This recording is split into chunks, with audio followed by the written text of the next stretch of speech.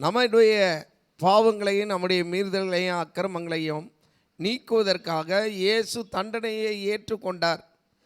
நமக்கு வர இருந்த எல்லா கஷ்டங்களையும் அவர் ஏற்றுக்கொண்டு நமக்கு விடுதலையை சம்பாதித்து வைத்திருக்கிறார். அதை நாம் பெற்று அனுபவிக்க வேண்டும். அவர் மூலமாய் நமக்கு எல்லா நன்மைகளும் பாக்கியங்களும் இருக்கிறது. இதைத்தான் இந்த சிலுவையின் உபதேசத்திலே நம்ம கற்றுக்கொண்டு இருக்கிறோம்.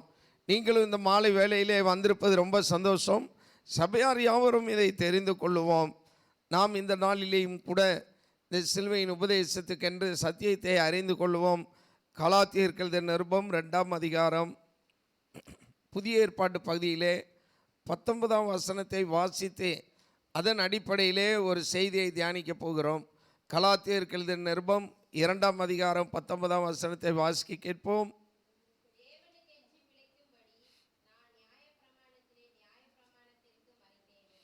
ஆமென், அல்லேலூயா.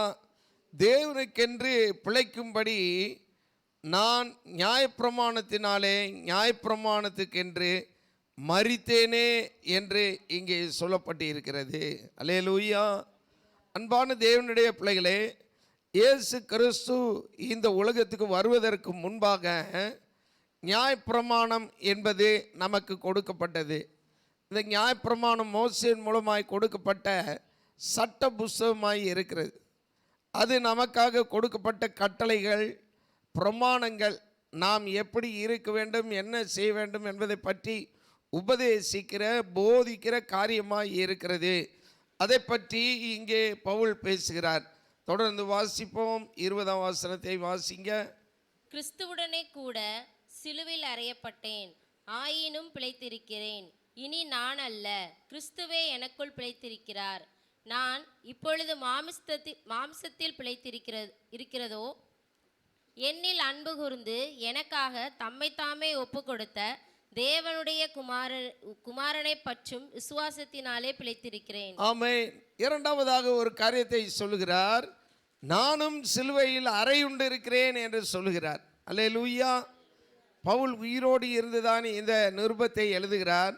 ஆனால் உயிரோடு இருந்து இந்த நிருபத்தை எழுதின பவுல் பரிசுத்த ஆவியின் ஏவுதலினாலே வெளிப்பாடோடு சொல்லுகிற காரியம் என்னவென்றால், நானும் சிலுவையிலே அறையுண்டு இருக்கிறேன் என்று சொல்லுகிறார். அல்லேலூயா. சிலுவையிலே அறையுண்டு இருக்கிறேன், ஆனாலும் நான் பிழைத்திருக்கிறேன். இனி நான் அல்ல, கிறிஸ்துவே எனக்குள் பிழைத்திருக்கிறார். இப்பொழுது மாம்சத்தில் பிழைத்திருக்கிறதோ, என்னில் அன்பு கூர்ந்து எனக்காக தம்மை தாமே ஒப்பு கொடுத்த தேவனுடைய குமாரனை பற்றும் விசுவாசத்தினாலே பிழைத்திருக்கிறேன் என்று சொல்லுகிறார். இந்த பகுதியிலே அவர் சொல்லுகிற காரியம் என்னவென்றால், நாம் கிறிஸ்துவுக்குள்ளே வரும்போது, ஒருவர் கிறிஸ்துவை ஏற்றுக்கொள்ளும் போது, கிறிஸ்துவுக்கு தங்கள் வாழ்க்கையை அர்ப்பணிக்கும் போது, அவர்கள் என்ன செய்யப்படுகிறார்கள் என்றால், தங்களுடைய சுயம், தங்களுடைய சொந்த எல்லா விதமான அந்தஸ்து, எல்லா விதமான கௌரவம், எல்லா விதமான தன்னுடைய தீர்மானம் எடுக்கக்கூடிய தன்மை, எல்லாவற்றையும் ஆண்டவருக்கு ஒப்பு கொடுத்து விடுகிறார். அல்லேலூயா. இனிமேல் ஆண்டவருக்காக வாழ்கிறவர்களாய் மாறி விடுகிறார்கள். நீங்கள் புரிந்து கொள்வதற்காக நான் உங்களுக்கு சொல்லுகிறேன். ஒரு தீர்மானம், உடன்படிக்கை எடுப்பார்கள். இந்த உலகத்தில் பல வகையான உடன்படிக்கைகள் இருக்கிறது. நான் உங்களுக்கு ஒரு சிலவற்றை இதற்கு ஆதாரமாக சொல்லுகிறேன். ஒரு கணவன், ஒரு மனைவி, அவர்கள் திருமணத்துக்காக, திருமண பந்தத்துக்கு உடன்படிக்கை செய்கிறார்கள். உடன்படிக்கை செய்த உடனே அந்த உடன்படிக்கை நிமித்தம் கணவனும் மனைவியும் ஒரு தனியாக ஒரு குடும்ப வாழ்க்கை வாழ அவர்கள் அர்ப்பணிக்கிறார்கள். இனிமேல் அவர்கள் தங்களுடைய சொந்த பழக்க வழக்கத்தையும் சொந்த கருத்துக்களையும் மனதிலே வைத்து வாழாமல் இனிமேல் ஒருவருக்காக ஒருவர் வாழ்வார்கள். ஒரு மனைவி தன்னுடைய தகப்பன் வீட்டோடு இருந்து மிகவும் செல்லமாய் இருந்திருக்கலாம், மிகவும் வசதியாக இருந்திருக்கலாம், மிகவும் எல்லா காரியங்களிலேயும் அவர்கள் சந்தோஷமாய் வாழ்ந்திருக்கலாம்.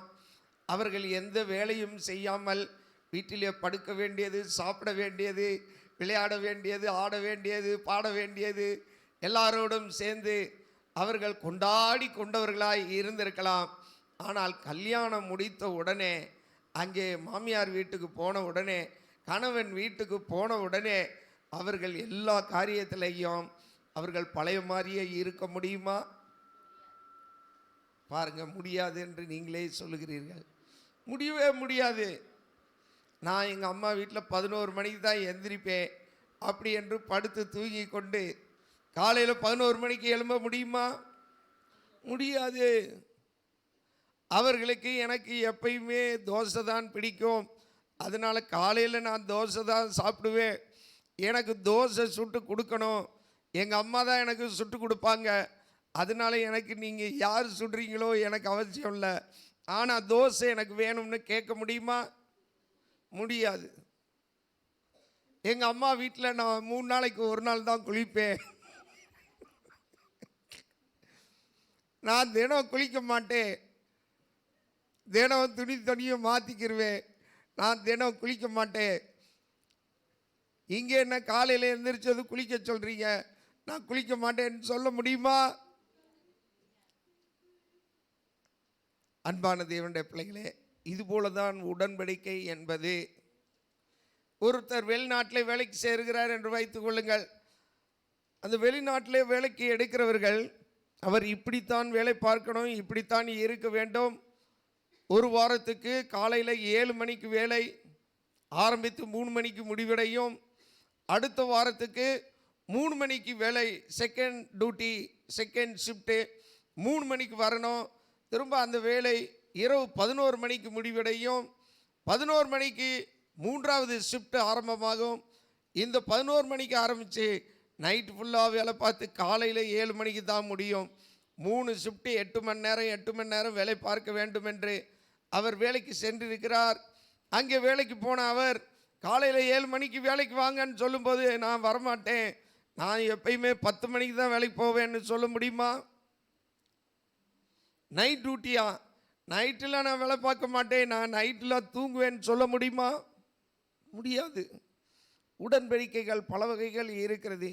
இது போல தான் நாம் கிறிஸ்துவுக்கென்று நம்மை அர்ப்பணிக்கும் போது நம்முடைய கடந்த கால எல்லா காரியங்களையும் விட்டு கிறிஸ்துவுக்கு நாம் நம்மை ஒப்பு கொடுக்கிறோம்.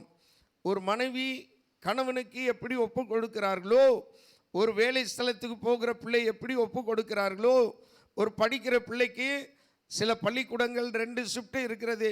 காலையில் 6:30 மணிக்கே போக வேண்டும். 2வது ஷிஃப்ட்டு மத்தியானம் 1:30 மணிக்கு போக வேண்டும். எப்படி அவர்கள் அந்த ஷிஃப்ட்டுக்கு போகிறார்களோ இது போல தான் இங்கே சொல்லப்பட்டிருக்கிறது. நியாயப்பிரமாணத்துக்கு மரித்து நம்ம கிறிஸ்துவுக்காக வாழ்கிறவர்களாய் மாறிவிடுகிறோம். கிறிஸ்துவுடனே கூட இப்போது சிலுவையிலே அறையப்பட்டு ஒரு உடன்படிக்கை செய்தவர்களாகி இருக்கிறோம். இப்போ கிறிஸ்துவுக்காக நாம் உடன்படிக்கை செய்தவர்களாய் வாழுகிறோம். அல்லேலூயா. நம்ம உயிரோடு தான் இருக்கிறோம். ஆனால் நம்ம கிறிஸ்துவுக்காக நம்மளுடைய சுயம் எல்லாவற்றையும் இழந்தவர்களாக, நம்முடைய சொந்த விருப்பம், சொந்த ஆசை, சொந்த எல்லா விதமான தீர்மானங்களையும் இழந்தவர்களாக இனிமேல் நம்ம அவருக்காகவே வாழ்கிறவர்களாய் மாறிவிடுகிறோம். கணவன் என்ன சொல்கிறார்கள்? கணவனை பற்றி மனைவி சொல்லும்போது, கல்லானாலும் கணவன், புல்லானாலும் புருஷன்.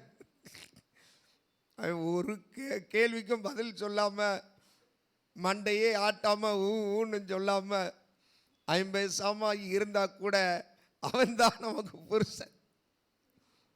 ஒரு வேளையும் செய்ய லாய்க்கு இல்லாமல் தொத்தலாக இருந்தாலும் அவன்தான் நமக்கு புருஷன்.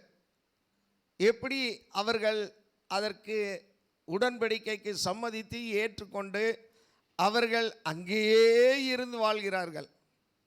எங்கள் அம்மா எங்களுடைய வாழ்க்கையிலே அடிக்கடி சொல்வதுண்டு, அவங்க கேரளாவை சேர்ந்தவர்கள், பாலக்காடை சேர்ந்தவர்கள்.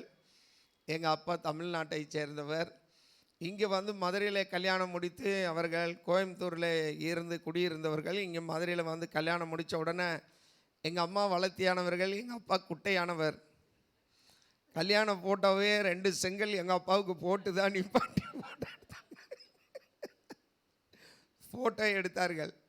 எங்கள் அப்பா குட்டையானவர், ஆனால் மீசை பெரிய மீசை வச்சுருப்பார். பாண்டியன் ஜேம்ஸ் அவர் பேர். மீசை பெருசாக இருக்கும். எங்கள் அம்மா அவருக்கு இணைந்து போவதற்கு மிகவும் சிரமப்பட்டு தான் இணைந்து போனார்கள். எங்கள் அம்மாச்சி அவர்களை சொல்வார்களாம், உனக்கு எப்படியுமே அங்கே தான் நீ இருக்கணும், அங்கேயே இருந்து தான் சாகணும், நீ இங்கே வரவே கூடாது, கணவன் இல்லாமல் கோயம்புத்தூர் பக்கம் தலை வச்சு கூட பார்க்கக்கூடாது, நீ படுக்கக்கூடாது, நீ வரும்போது அவரோட தான் வரணுமே தவிர தனியாக நீ வந்தேன்னு வரவே கூடாது, நல்ல ஞாபகத்தில் வச்சுக்க, அவன் எப்படி இருந்தாலும் அவன் கூட தான் நீ வாழணும் என்று சொன்னார்களாம். அன்னையில் இருந்து எங்கள் அம்மா எங்கள் அப்பாவை அட்ஜஸ்ட் பண்ணி எங்கள் அப்பாவோடையே இருந்து காலத்தை கடத்தினார்கள். அல்லேலூயா. மிகுந்த சூழ்நிலை மாற்றங்கள் அவர்கள் வாழ்க்கையில் எவ்வளவோ வந்தது. எங்கள் அப்பா விபத்துக்குள்ளானார், குடும்பம் தரித்திரத்துக்குள்ளாய் போனது, பல வியாதிகள், பலவீனங்கள், பலவிதமான ஏழ்மை, கஷ்டங்கள், மிகவும் பயங்கரமான குடும்ப சூழ்நிலைகள்லாம் வந்தது. ஏழ்மையெல்லாம் சமாளிக்க கடினமாக உழைத்து மிகவும் கஷ்டப்பட்டு வாழ்க்கை வாழ்ந்து எங்களெல்லாம் வளர்த்தார்கள். அன்பான தேவனுடைய பிள்ளைகளே, எப்படி அந்த உடன்படிக்கைக்கு ஒப்பு கொடுத்து இருந்தார்களோ இதுபோல தான் கிறிஸ்துவுக்காக நம்ம வரும்போது இங்கே கிறிஸ்துவுடனே கூட சிலுவையில் அறையப்பட்டேன் என்று சொன்னபடி ஒரு பெண் ஒரு கணவனோடு எப்படி இணைக்கப்படுகிறார்களோ அதுபோல நம்ம கிறிஸ்துவுடனே கூட இணைக்கப்பட்டவர்களாகி இருக்கிறோம். அது ஒரு மரணத்துக்கு சமமான காரியம். நம்முடைய சுயம், நம்முடைய விருப்பம் எல்லாம் அழிக்கப்பட்டு விடுகிறது. சிலுவையில் அடிக்கப்படுகிறது, சிலுவையில் அறையப்படுகிறது சாதாரணமான விஷயம் அல்ல. சிலுவை என்பது ஒரு மரணத்துக்கு அடையாளமான ஒரு காரியம். அங்கே தங்களுடைய விருப்பங்கள் எல்லாம் அழிந்து அறையப்பட்டு விடுகிறோம். ஆனாலும் நம்ம பிழைத்திருக்கிறோம், கிறிஸ்துவுக்காக பிழைத்திருக்கிறோம். ஒருவர் வாழ்கிறார்கள், ஆனால் யாருக்காக வாழ்கிறார்கள்? இனிமே எல்லாம் கணவனுக்காக, பிள்ளைகளுக்காக. சிலர் சொல்கிறதெல்லாம் பார்த்துருப்பீங்க, நான் என்னைக்கோ விட்டுட்டு போயிருப்பேன், ஆனால் என்ன செய்ய, அந்த பிள்ளைகளுக்காக நான் வாழ்கிறேன், அந்த பிள்ளைகளுக்காக நான் வாழ்கிறேன்வார்கள்.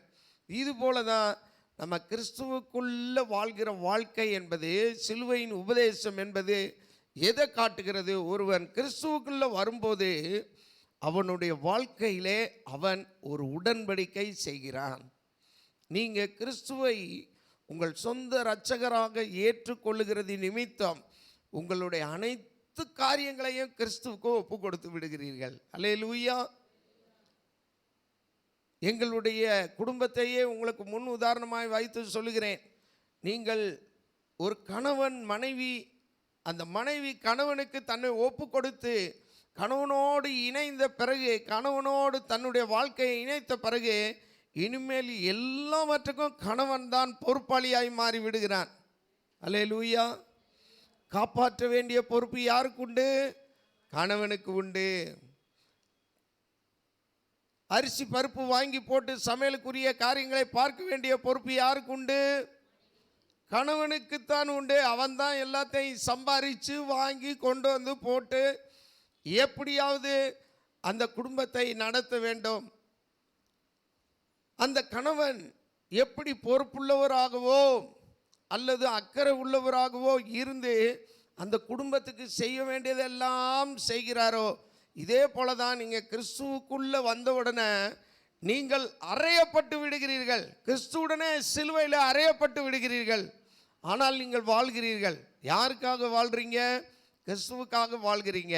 இப்போ கிறிஸ்து என்ன செய்கிறார்? அதனால் நீங்கள் அவரை நம்பி வந்ததுனால, அவர்கிட்ட வந்ததுனால, அவரை ஏற்றுக்கொண்டதுனால கிறிஸ்து உங்களுக்கு கொடுக்கிறவராய் மாறி விடுகிறார். கிறிஸ்து உங்களுக்கு எல்லாவற்றையும் தருகிறவராக மாறி விடுகிறார். கிறிஸ்து உங்களுக்காக எல்லாவற்றையும் செய்கிறவராக மாறி விடுகிறார்.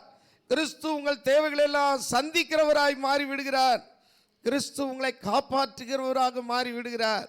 எந்த ஆபத்தும் உங்களுக்கு வராதபடி அவரே முன்னின்று அவரே எல்லா காரியத்தையும் பார்த்து கொள்ளுகிறவராய் மாறி விடுகிறார். அல்லேலூயா. எப்படி ஒரு மனைவிக்கு கணவன் காவலனாய் இருக்கிறான், ஒரு மனைவிக்கு கணவன் எல்லா காரியத்தை கொடுக்கிறவனாய் இருக்கிறான், ஒரு மனைவிக்கு ஒரு கணவன் தெரியாத ஒரு பெண் என்ன செய்வது என்று அவன் கூட்டிக் கொண்டே போவான். சில நேரங்களிலே நான் பார்த்துருக்கிறேன், சைக்கிளில் வச்சு அந்த பெண்ணு பயங்கர வெயிட்டாக இருக்கும்.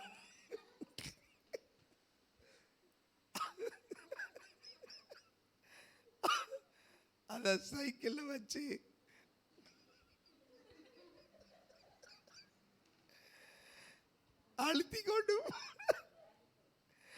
அழுத்தி கொண்டு போறதை பார்த்திருக்கிறேன். பாருங்க, ஒரு கணவனுக்கு அந்த மனைவியை எப்படியாவது காப்பாற்ற வேண்டும், மனைவியை சந்தோஷமாய் வைக்க வேண்டும், மனைவிக்குரிய எல்லாவற்றையும் நான் செய்ய வேண்டும். எப்படி அந்த பொறுப்பும் உத்தரவாதமும் இருக்கிறதோ, இதே போல நீங்கள் கிறிஸ்துவுக்குள்ள வரும்போது, கிறிஸ்துவுக்குள்ள சிலுவையில் அறையப்பட்டு விடுகிறீர்கள். கிறிஸ்து உங்களிலே வாழ்கிறார். அதனால உங்களுக்குரிய அனைத்து பொறுப்பையும் கிறிஸ்து பார்த்து கொள்ளுகிறார். அல்லேலூயா. ஒருவேளை நீங்க குண்டாகி இருந்தாலும் உங்களை சைக்கிள் வச்சு ஓட்டுவது எப்படியோ அதுபோல உங்களுடைய அறியாமையிலேயும் உங்களை நடத்துவது, உங்கள் கஷ்டத்திலே உங்களை நடத்துவது, உங்களுக்கு விவரம் தெரியாவிட்டாலும் உங்களை வைத்து பாதுகாப்பது எல்லாமே கிறிஸ்துவுக்குரிய காரியமாக இருக்கும். சில குடும்பங்களிலே சொல்வார்கள், என் மனைவியெல்லாம் அப்படிப்பட்டவர்கள் தான். அவங்க தேனியில் இருந்து மதுரைக்கு வந்தார்கள், ஒரு தெருவுக்கு அடுத்த தெரு தெரியாது. இந்த தெருவில் இருந்து அடுத்த தெருவுக்கு போகிறது கூட தெரியாது. அடுத்த தெருவில் போய் விட்டால் கூட நம்ம தெருவுக்கு வர தெரியாது. எதுவுமே தெரியாதுன்னு வச்சுக்கிங்க. ஆனாலும் வச்சு இத்தனை வருஷம் நான் வண்டியை ஓட்டிட்டேன். அல்லேலூயா. எதுவுமே விவரம் தெரியாதவர்களாக இருந்தால் கூட சில கணவன்மார் சொல்லுவாங்க, சில மனைவிமார் கூட அதை சொல்லுவாங்க, எனக்கு கல்யாணம் முடித்தப்போ ஒரு விவரமே தெரியாது, எங்கள் வீட்டுக்காரர் தான் எனக்கு எப்பயுமே எனக்கு அவர் தான் உதவி, அவர் தான் என்னை நடத்துவார், அவர் தான் கூட இருந்தே என்னை நடத்துவார் என்று. இது போல தான் கிறிஸ்துவிடத்திலே நீங்கள் வரும்போது கிறிஸ்து உங்களை நடத்தக்கூடிய முழு பொறுப்பையும் எடுத்துக்கொள்ளுகிறார். அல்லேலூயா. இந்த பகுதியிலே பவுல் சொல்லும்போது, கிறிஸ்து எனக்குள்ளே இருக்கிறார், இனி நான் அல்ல, கிறிஸ்துவே எனக்குள் பிழைத்திருக்கிறார், நான் இப்போது மாம்சத்திலே பிழைத்திருக்கிறதோ என்னில் அன்பு கூர்ந்து எனக்காக தம்மை தாமே ஒப்பு கொடுத்த தேவனுடைய குமாரனை பற்றும் விசுவாசத்தினாலே பிழைத்திருக்கிறேன் என்று சொல்லுகிறார். அல்லேலூயா. அன்பான தேவனுடைய பிள்ளைகளே, நியாயப்பிரமாணத்துக்காக மரித்தேன் என்று சொல்லுகிற காரியத்தை வைத்து இங்கே பவுல் இந்த காரியத்தை சொல்லுகிறார். ஆகவே அநேக புதிய ஆத்துமாக்கள் வந்ததுனால நான் இதை எளிமைப்படுத்தி உங்களுக்கு பேசினேன். இப்போது கர்த்தருடைய பிள்ளைகளுக்காக இந்த வசனத்துடைய மூல கருத்தை நான் உங்களுக்கு பேசுகிறேன். மோசேயின் காலத்திலே நமக்கு நியாயப்பிரமாணம் கொடுக்கப்பட்டது. அந்த நியாயப்பிரமாணம் என்பது எல்லா காரியங்களிலேயும் கடவுளை அணுகுவதற்குரிய சட்ட திட்டங்கள். அதிலே சொல்லப்பட்டிருக்கிற கற்பனைகளும் பிரமாணங்களும் உபதேசங்களும் நாம் எப்படி ஒரு காரியத்தை செய்ய வேண்டும் என்பதற்குரிய காரியம். ஆனால் அந்த காரியங்கள் எல்லாவற்றையும் கிறிஸ்துவுக்குள்ளே நம்ம வரும்போது, கிறிஸ்துவுடனே சிலுவையில் அறையப்பட்ட உடனே எல்லா சட்ட திட்டங்களும் முடிவடைந்து விடுகிறது. அல்லேலூயா. நான் இதை உங்களுக்கு இன்னொரு விதமாக சொல்லுகிறேன். இப்போ தாய் வீட்டில் இருக்கும்போது அவங்க அப்பா ரொம்ப கண்டிஷனாக இருப்பார். அப்பா கண்டிஷனாக இருக்கிறனால தாய் வீட்டில் அவங்க அப்பாவை பார்த்தாலே எல்லாம் கிடுகிடுன்னு நடுங்குவாங்க. ஐயோ, அப்பா வந்துட்டார், அப்பா வந்துட்டார். எங்கள் அப்பா 7 மணி வரைக்கும்லாம் படுக்கவே விட மாட்டார். 5 மணிக்கெல்லாம் எழுப்பி விட்டுருவார். அதுக்கு மேலே தூங்கினோம்னா ஒரு டம்ளர் தண்ணியை கொண்டு வந்து தலையில் ஊற்றி விட்டுருவார் எங்கள் அப்பா.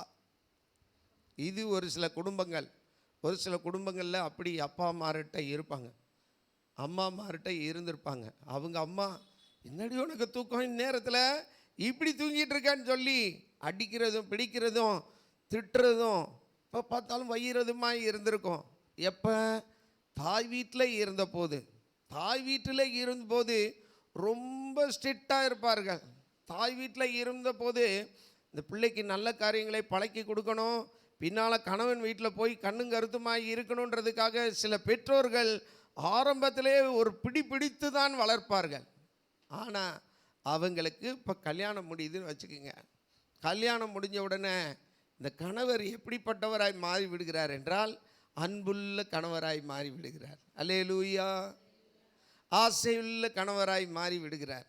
இப்போ அந்த அன்புள்ள கணவர் என்ன செய்கிறாருன்னா, தூங்குறியாம்மா, இன்னும் தூங்குமான்னு போர் எடுத்து பொத்தி விட்டுட்டு நீ தூங்குன்னு அவர் போய் காப்பி போடுகிறார், பாலை காய்ச்சுகிறார். காப்பியை போட்டு, அம்மா எந்திரிமா எந்திரிமா, அவர் காப்பியை கொடுக்குறார். உடனே சந்தோஷமாக கொடுக்குறாங்க. அவங்க நினச்சி பார்க்குறாங்க, நம்ம வீட்டில் நம்மளை படுக்க விட மாட்டாங்க. இப்போ இந்த கணவர் எவ்வளவு அன்புள்ளவர், எவ்வளவு நல்லவர், எவ்வளவு நம்ம மேலே ஆசை வைத்திருக்கிறார். நம்ம சந்தோஷமாக இருக்கணுன்றதுக்காகவே எல்லாவற்றையும் செய்கிறாரே என்று நினைத்து பார்ப்பார்கள். அல்லேலூயா. இதுதான் கிறிஸ்துவுக்குள்ள வாழ்கிற இந்த புதிய வாழ்க்கையிலே உண்டாகிற ஒரு சந்தோஷமான காரியம். ஒருவர் கிறிஸ்துவுக்குள்ள வரும்போது, நம்முடைய கிறிஸ்து எப்படிப்பட்டவர்னா நேசமானவாளன். நம்மை அழுக விட மாட்டார், நம்மளை கஷ்டப்பட விட மாட்டார். நம்முடைய சூழ்நிலைகள் எல்லாவற்றையும் அவர் அறிந்தவராக இருக்கிறபடினாலே, ஐயோ பாவம் அவங்களுக்கு ஒன்றும் தெரியாது, அவங்கள விட்டுருங்க. சிலர் அம்மாக்கிட்டே சொல்லுவாங்க, ஏம்மா அவளை போட்டு சத்தம் போடுறீங்க, அவளுக்கு ஒன்றுமே தெரியாதும்மா, பாவம் விடுங்கம்மா, ஏம்மா அப்படின்ட்டு மாமியார்கிட்ட வக்காலத்து வாங்குவார்கள். அல்லேலூயா. அன்பான தேவனுடைய பிள்ளைகளே, அப்படிப்பட்ட ஒரு அன்புள்ள கணவன் மனைவியை எப்படி வைத்திருப்பார் என்றால், விவரமே தெரியலனாலும் பரவாயில்ல, நல்லா இருக்கு நல்லா இருக்கு நல்லா இருக்கு நல்லா இருக்குன்ட்டே போவார். அல்லேலூயா. இவங்க சாம்பார் வைக்கிறதுக்கு பதிலாக ரசம் வைப்பார்கள், புளிக்குழம்பு வைக்கிறதுக்கு பதிலாக எதையோ ஒரு குழம்பை வைப்பார்கள். உங்களுக்கு தெரியுமா, என் கல்யாணத்தில் முதல் நாள் மிளகாத்தூளே போடாமல் மல்லித்தூள்லையே சாம்பார் வச்சு அதை சாப்பிட்டேன். நான் ரொம்ப ருசியாகி சாப்பிடுவேன். எப்படி சாப்பிட்டாலும் எனக்கு அதில் இருக்கக்கூடிய காரியத்தை கண்டுபிடித்து விடுவேன். இது போட்டிருக்கு, இது போடலை, இதை போடாமல் விட்டுட்டீங்கன்னா கரெக்டாக சொல்லிடுவேன். அதனாலேயே எது சமைச்சாலும் என்கிட்ட கொண்டு வந்து கொடுப்பாங்க. நான் சாப்பிட்டு பார்த்து இன்னும் கொஞ்சம் உப்பு போடணும், இன்னும் கொஞ்சம் புளிப்பு இருக்கணும் என்றெல்லாம் சொல்லக்கூடியவன் வாலிப வயதிலேயே. ஆனால் எனக்கு வந்து வாய்த்த மனைவி வந்து சமையலே தெரியாதவர்கள். எப்படி இருக்கும் பாருங்க. ஆனால் என் மனைவியும் நானும் தனி குடித்தனம் எடுத்தோம். கல்யாணம் முடிக்கிறதுக்கு முன்னாலேயே வீடு வாடகைக்கு பிடிச்சி அங்கே தான் எங்களுக்கு ஜாமான்கள்லாம் இறக்கப்பட்டு தனி சமையல். என்ன காரியம்னா, அவங்க சமைக்கிறது தான் சமையல், சாப்பிட்றது என் கடமை. அவ்வளோதான். நான் அவர்களை புண்படுத்தினதே இல்லை. அல்லேலூயா. அவர்கள் என்ன செஞ்சாலும் சரிதான், இனிப்பு இருந்தாலும் சரிதான், இனிப்பு இல்லைனாலும் சரிதான், உரப்பு இருந்தாலும் சரிதான், உரப்பு இல்லைனாலும் சரிதான், எல்லாத்துக்கும் ஒரே வார்த்தை நல்லா இருக்கு அப்படின்ட்டுவேன். அன்பான தேவனுடைய பிள்ளைகளே, இது போல தான் கிறிஸ்துவுக்குள்ளே நம்ம வரும்போது நியாயப்பிரமாணத்துக்கு நம்ம மரித்தவர்களாக இருக்கிறோம். கிறிஸ்துவுடனே நாம் இப்போது பிழைத்து இருக்கிறோம். இப்போ நம்ம பிழைத்து இருக்கிறது எதை வைத்து? நாம் கிறிஸ்துவை விசுவாசிக்கிறதுனாலே, கிறிஸ்துவிடத்திலே அன்பு கூறுகிறதுனாலே, கிறிஸ்துவை நாம் ஏற்றுக்கொண்டதினாலே, நாம் கிறிஸ்துவுக்குள்ள விசுவாசத்தினாலே நாம் பிழைக்கிறவர்களாகி இருக்கிறோம். அல்லேலூயா. நம்முடைய ஆண்டவர் நம்மை அவருக்குள்ள வைத்து புதுவாழ்வு தருகிறவராய் இருக்கிறார். நமக்குள்ளாக அவர் மூலமாக புது பாக்கியம், ஆசீர்வாதம் நமக்கு உண்டாகிறது, கிடைக்கிறது. அல்லேலூயா. இப்போ கிறிஸ்துவுக்குள்ள வாழ்கிற வாழ்க்கை என்பது நமக்கு இந்த நான் ரெண்டாவது சொன்ன காரியத்தை போல, உங்கள் எத்தனை பேருக்கு ரெண்டாவது சொன்ன காரியம் பிடிக்கிறது? எத்தனை பேருக்கு பிடிக்குது? கை உயர்த்தி காட்டுங்க.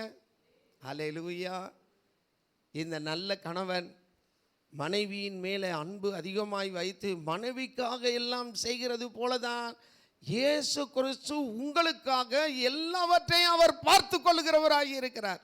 உங்களை காப்பாற்றுகிறார், உங்களை பாதுகாக்கிறார், உங்களுக்கு வேண்டியதை கொடுக்கிறார், உங்கள் கஷ்டத்தை போக்குகிறார். உங்கள் நிலைமை எப்படி இருந்தாலும் உங்களை அனுசரித்து நடத்துகிறவராக இருக்கிறார். அல்லேலூயா. விசுவாசத்தை கொண்டு நாம் பிழைத்திருக்கிறோம். அல்லேலூயா. ஆகவே நியாயப்பிரமாணத்தின் சட்ட திட்டங்கள் இப்போது நாம் செய்ய வேண்டிய அவசியம் இல்லை. நியாயப்பிரமாணத்துக்காக நாம் கிறிஸ்துவுடனே கூட சிலுவையில் அறையப்பட்டு இருக்கிறோம் என்று சொல்லியிருக்க காரியம் நம்முடைய குடும்ப வாழ்க்கையில் இருந்த எல்லா காரியங்களும் மறைந்து போனது. சிலர் அந்த புது குடித்தனம் ஆன பிறகு வீட்டுக்கு தங்குவார்கள். சிலர் தாய் தங்குவார்கள், உறவினர்கள் தங்குவார்கள். அப்போ பார்த்து ஆச்சரியப்படுவாங்க, உன்னை இப்படி வச்சுருக்காரு, நல்லா வச்சுருக்காரு, உன்னைய தங்கமாக வச்சுருக்காரு, சார் நல்ல கணவன், உனக்கு கிடைத்தது ஒரு பாக்கியம் என்று சொல்லுவார்கள்.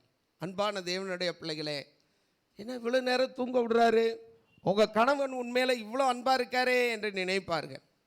இது போல தான் கிறிஸ்துவுக்குள்ளே நீங்கள் வர்றதுனால நீங்கள் பழைய சட்ட திட்டங்களுக்கெல்லாம் மறித்து ஒரு புதிய வாழ்க்கை. உங்கள் அம்மா இப்போ உங்களை மிரட்ட முடியாது, என்னடி இன்னும் தூக்குறேன்னு தண்ணி அள்ளி உங்கள் மேலே ஊற்ற முடியாது. சிலர் சொல்லுவாங்க, உனக்கு என்னம்மா, ஏம்மா என்னைய திட்டுறீங்க, எங்கள் வீட்டுக்காரரே என்னைய விட்டுறாரு, எங்கள் வீட்டுக்காரரே என்னைய ஒன்றுமே கண்டுக்கிறதில்ல, நீங்கள் என்ன திட்டுறீங்கன்னும் போது அப்புறம் அவங்க தாயே சொல்லுவாங்க, சரி அவங்க வீட்டுக்காரரே விட்டுறாரு, என்னத்தையோ வச்சு கொடுக்குது, என்னத்தையோ சாப்பிட்றாங்க, எப்படியோ வாழ்கிறாங்க, சந்தோஷமாக இருக்காங்கல்ல, பிள்ளையை கண்கலங்காமல் வச்சுக்கிறார்ல, அது போதும் என்று நினைக்கிறார்கள். இது போல தான் ஒருவன் கிறிஸ்துவுக்குள்ளே வரும்போது, கிறிஸ்துவுக்குள்ளே வர்றதுனால பழைய மனுஷன் பழைய காரியமெல்லாம் சிலுவையிலே அறையுண்டு விடுகிறான். இப்போது கிறிஸ்துவுக்குள்ளே நம்ம புது வாழ்க்கை வாழ்கிறவர்களாகி இருக்கிறோம். என்னை கேட்டுக்கொண்டு இருக்கிற அன்பான பிள்ளைகளே, நியாயப்பிரமாணத்துக்கு மரித்தவர்கள் என்று சொல்லும்போது நியாயப்பிரமாணம் என்ன சொன்னதுன்னா, பதிலுக்கு பதில், எல்லாமே பதிலுக்கு பதில். நியாயப்பிரமாணத்திலே எல்லாம் பதிலுக்கு பதில். ஒருத்தனை தெரியாமல் பல்ல உடைச்சிட்டான்னா என்ன செய்வார்கள், அவனை நடுவர் வீட்டில் கொண்டு ரோட்டில் வச்சு எல்லாரும் சேர்ந்து எல்லாரும் பார்க்க அவன் பல்ல உடைப்பாங்க. நியாயப்பிரமாணம் அதுதான், கண்ணுக்கு கண் பல்லுக்கு பல். ஒருத்தர் தெரியாமல் இப்படி கம்பை எடுக்கும்போது தெரியாமல் கண்ணு குத்திட்டாருன்னு வைங்க, தெரியாமல் பட்டுருச்சுன்னு மன்னிக்கலாம் மாட்டாங்க. நியாயப்பிரமாணம் என்ன சொல்லுகிறது, கண்ணுக்கு கண். உனக்கு எந்த கண்ணை குத்துனாவே, ரைட்டு கண்ணை குத்துனா, ரைட் சைடா, சரி நில்லு நீ, ரைட்டு கண்ணை இவனுக்கு குத்தி விடுவார்கள். என்ன கொடுமை பாருங்க. நியாயப்பிரமாணம் அவ்வளோ பயமுறுத்துதலுக்கு ஏதுவாகி இருந்தது. அப்போ தான் யாரும் தப்பு செய்ய மாட்டாங்க, கவனமாய் வாழ்வாங்கன்னு ஆண்டவர் நியாயப்பிரமாணத்தை கொடுத்திருந்தார். அது மட்டுமா, கடவுளிடத்தில் மன்னிப்பு கேட்க வேண்டும் என்றால் பலிகளை செலுத்தணும். என்ன பலிகள்? எல்லாம் ஆடு மாடு கிடாரி புறா இப்படிப்பட்ட பலிகள் செலுத்தணும். இன்றைக்கி நம்ம முழங்கால் போட்டு ஜெபம் பண்ணி பாவ மன்னிப்பை வாங்கி கொள்ளுகிறோம். நியாயப்பிரமாணம் என்ன செய்யும்னா, ஒருத்தர் குற்றம் செய்தவர்கள்னா அந்த குற்றத்துக்காக குற்ற நிவாரண பலி செலுத்தணும். ஒரு குறைஞ்சபட்சம் ஒரு ஆடை நம்ம எடுத்தால் கூட ஒரு 50 ரூபா வச்சுக்கொள்ளுங்க. இன்றைக்கி ஒரு ஆட்டுடைய விலை 1000 ரூபாய், 4000 ரூபாய், 3000 ரூபாய், 8000 ரூபாய் விற்கிறது. அன்னைக்கு நியாயப்பிரமாணத்துக்கு ஒரு ஆடை பலி செலுத்தணும்னா எவ்வளோ கிரயம் செலுத்த வேண்டியது இருக்கும். மனிதர்களை பயமுறுத்தி பாவம் செய்யாமல் இருப்பதற்காக கர்த்தர் நியாயப்பிரமாணத்தை அவ்வளோ ஸ்ட்ராங்காக வைத்திருந்தார். இவைகள்லாம் நியாயப்பிரமாணத்தின்படி பலிகளாக, கட்டளைகளாக, காணிக்கைகளாக சொல்லப்பட்ட காரியம். இப்போ கிறிஸ்துவுக்குள்ளே நம்ம வரும்போது நம்ம பலிகள்லாம் செலுத்த வேண்டிய அவசியமே இல்லை. அல்லேலூயா. இப்போ நீங்கள் வரும்போது எல்லாரும் ஒரு ஆடு கொண்டு வரணும் அப்படின்னு சொன்னால் நீங்கள் வந்துருவீங்களா? ஒருத்தருமே வரமாட்டீங்க. ஆடு வாங்க, எங்கே பாஸ்டர் காசு இருக்கு, ஆடெல்லாம் வாங்க முடியாது, யாருமே வர முடியாது.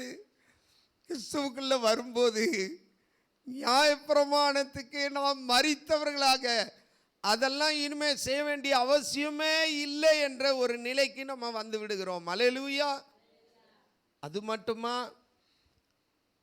பலிகளும் பதிலுக்கு பதில் செய்கிற காரியங்களோடு சேர்த்து அங்கே சொல்லப்படுகிற காரியம் விருத்த சேதனம் பண்ண வேண்டும் என்ற ஒரு காரியம் இருந்தது. அது மிகவும் கஷ்டமான ஒரு காரியம். ஆனால் அவைகளுக்கெல்லாம் கர்த்தர் நம்மை விடுதலையாக்கினார். ஒருவன் கிறிஸ்துவுக்கு தன்னை ஒப்பு கொடுக்கும்போது அவன் கிறிஸ்துவுடனே கூட சிலுவையில் அறையப்பட்டான். நியாயப்பிரமாணத்துக்காக சிலுவையில் அறையப்பட்டவனாய் மாறி விடுகிறான். பழைய சட்ட திட்டங்கள் எல்லாம் இப்போது ஒளிந்து போயிற்று. இப்போ சட்ட திட்டங்கள் அல்ல, இப்போ சுயாதீன பிரமாணம். சுயாதீன பிரமாணம் என்று சொல்லப்படுகிற நியாயப்பிரமாணம் இல்லாமல் கிறிஸ்துவுடனே நம்ம வாழ்கிறோம். எப்படி வாழ்கிறோம்? இப்போ சுதந்திரமாய் வாழ்கிறோம். அல்லேலூயா. நான் திரும்பவும் புது பொண்ணு கதைக்கே வர்றேன். இப்போ நினச்ச நேரம் எந்திரிச்சுக்கிறலாம், நினச்சதை சமைச்சிக்கிறலாம், நினச்சதை சமைச்சு சாப்பிட கொடுக்கலாம். ஒரு சில நேரம் சில சோம்பேறி பெண்கள் மாதிரி இன்னைக்கு நான் சமைக்கவே இல்லை, போய் கடையில் வாங்கிக்கோங்க அப்படின்னு கூட சொல்லலாம். அல்லேலூயா. எவ்வளவு சந்தோஷம், எவ்வளோ பாக்கியம். நீங்கள் இதை உணர்ந்தவர்கள் கைகளை உயர்த்தி ஒரு அல்லேலூயா சொல்லுங்க.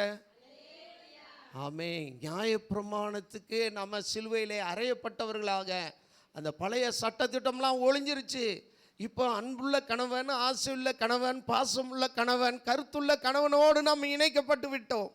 ஆகவே நாம் இப்போது கிறிஸ்துவுக்குள்ளாக வாழ்கிறோம். எப்படி வாழ்கிறோம்? விசுவாசத்தினாலே நாம் வாழ்கிறோம். அல்லேலூயா.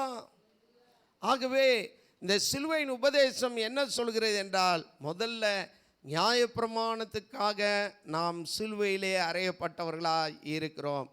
கிறிஸ்துவுடனே கூட சிலுவையிலே அறையப்பட்டவர்களாக நாம் மாறிவிடுகிறோம். இப்போ கிறிஸ்துவுக்குள்ள நம்ம எப்போ இயேசுவை மனசார ஏற்றுக்கிறோமோ அப்போ இருந்து ஒரு புது வாழ்க்கை நமக்கு வந்து விடுகிறது. அல்லேலூயா. ஒரு புது கணவனோடு புது வாழ்க்கையை துவங்கின ஒரு குடும்ப வாழ்க்கையை போலத்தான் இந்த கிறிஸ்தவம் இருக்கிறது.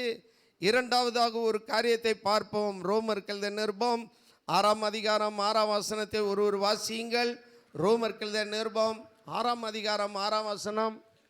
நாம் இனி பாவத்துக்கு ஊழியம் செய்யாதபடிக்கு பாவ சரீரம் ஒளிந்து போகும் பொருட்டாக நம்முடைய பழைய மனுஷன் அவரோடே கூட சிலுவையில் அறையப்பட்டதென்று அறிந்திருக்கிறோம்.